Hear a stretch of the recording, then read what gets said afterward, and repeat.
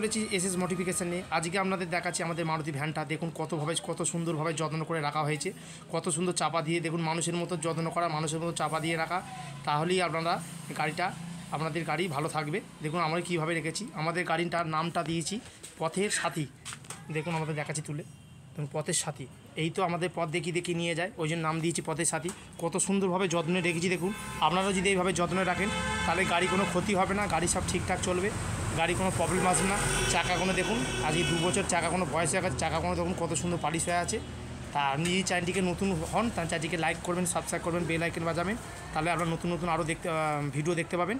তা আমরা এতে আমাদের অনেক ভিডিও আছে, আমরা নিশ্চয়ই দেখতে পাবেন।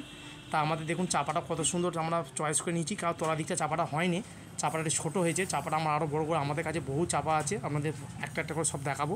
আমরা দেখুন কত সুন্দরভাবে চাপা দিয়ে রেখেছি, পেছনটা দেখুন সুন্দরভাবে চাপা দিচ্ছি, গাটা দেখুন একটু শর্ট হয়েছে, তা আমি এটা পরে আবার এটাকে বড় করে দেবো।